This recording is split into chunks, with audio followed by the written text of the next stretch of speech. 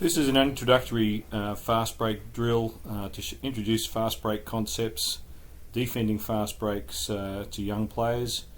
We started off in a 2-on-1 scenario, just with 3 lines on the baseline, 2 players coming down on offence and 1 defender. The defender's main job is to get back, protect the basket and try and take away a high percentage shot. Offensive players want to try and split the defender, the player who doesn't have the ball, get ahead of the ball. The player who has the ball make a good decision about whether he should go straight to the rim, like he should do in this pace, with the defender is not between him and the basket, or make the pass. So use this drill to practice those situations for the defence and the offence. You see that time the defence left the basket unattended. Offensively, the things you're trying to coach here is without the ball, get ahead of the ball, and the person who has the ball making good decisions about whether to pass it to them or not. You can see in this situation here, this guy trails the ball, ends up with a shot at the foul line, what I would call a real low percentage shot in a 2-on-1 fast break scenario. In a 2-on-1, you really should be trying to work and get a layup off 1 or 2 passes. So obviously you could pull up and shoot it from anywhere, but getting back and getting a good shot is the main objective. Here you can see the defender goes out to guard the ball without protecting the basket and gives up a fairly high percentage shot by leaving that rim uncontested. Unfortunately, the offensive skills weren't good enough to take advantage of the situation. So that defender, always get back, protect the basket, try and force the offense into taking a lower percentage shot. The offensive players get nice and wide apart. The person who doesn't have the ball, get ahead of the ball. Person who has the ball, make a good decision about whether to pass it or whether to shoot it. Okay, here you can see the defender getting back. The offensive player is coming too close to the middle of the floor here. The closer those 2 guys are together, the easier it is on the defense.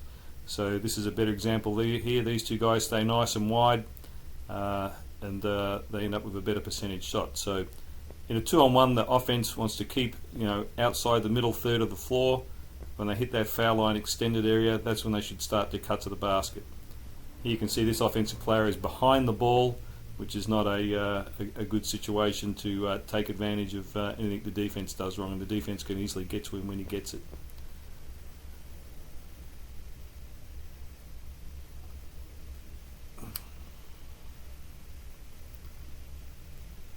Again, the offensive player brought the ball to the middle of the court there. We really want to try and keep the ball nice and wide. You can see this other offensive player is way too far behind the ball to be a threat, so effectively turns into a 1-on-1 drill rather than a 2-on-1 drill. A good job there by the defender. He was hedging at the offensive players, trying to make them give the ball up earlier. Again, I can't emphasise enough the importance of that first defender back in a transition situation is to protect the basket and try and force the offense into taking a lower percentage shot. Obviously, the highest percentage shot in basketball is a layup. So if you can force these players to take anything else but a layup, I think you've done a pretty good job defensively. Remember, in a game situation, there's another 7 players who are on their way down the floor to match up and get spacing offensively. So if you can force them to pass the ball 2 or 3 times, you've done a pretty good job. Offensively, if you haven't got a shot in one pass or 2 passes in this drill, you probably haven't taken advantage of the number advantage you've got here in this drill. This is obviously a pretty basic way to start a fast break scenario with the defense already out there on the floor, but I've found that for domestic level players, this is a good way of introducing fast break situations in a controlled environment. I usually start the defender back on that yellow netball line. The 2 offensive players start back on the baseline, and then they, when I call out go, they start the drill.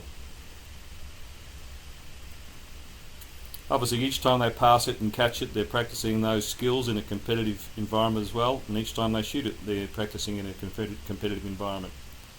Now we take the drill to 3-on-2. I'll call out the name of the 2 people that have to go on defense. We have 5 lines along the baseline here.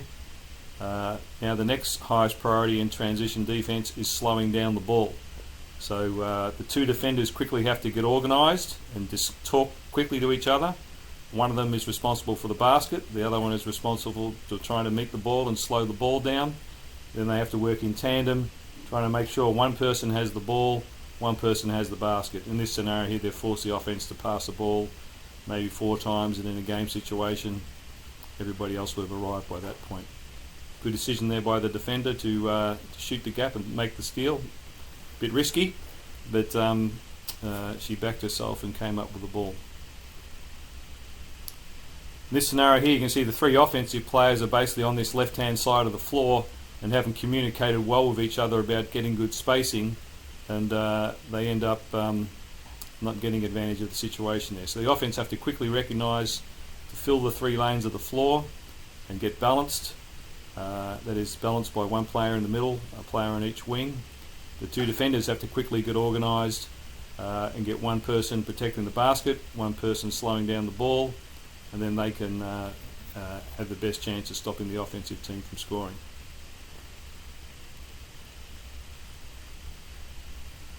Again, the drill is just call out the name of 2 people, they become the 2 defenders, throw the ball to someone who's going to be offense, and then you can practice these 3-on-2 scenarios. If you only have a half court to work with, I don't see why you can't also run this drill from the centre line, and the 2 defenders get back. So either the 2-on-1 or the 3-on-2, which are the most common fast break scenarios that occur in a game. You can practice the offence and the defence associated with trying to play fast break basketball.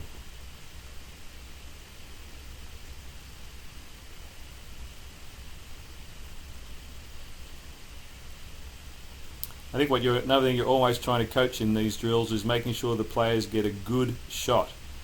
I mean, obviously a good shot is one that has a high chance of going in. That was probably a good shot there, but unfortunately you missed it. But the execution was pretty good.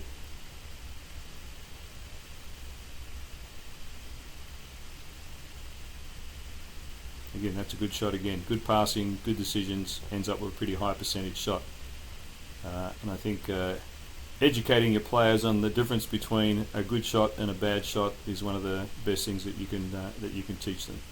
Certainly a shot that's highly contested outside their normal shooting range would not be considered a good shot.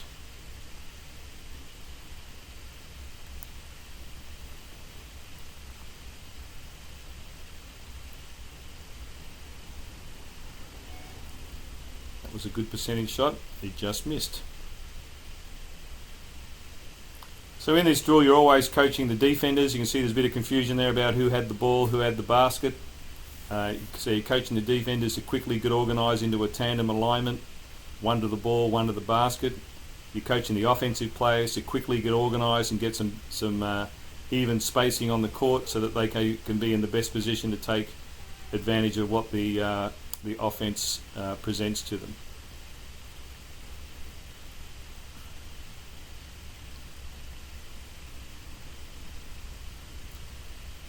And again, this is just a good drill for introducing the fast break concepts in a fairly controlled environment, one group at a time, so that you as a coach can correct issues to do with what the players are doing offensively and defensively.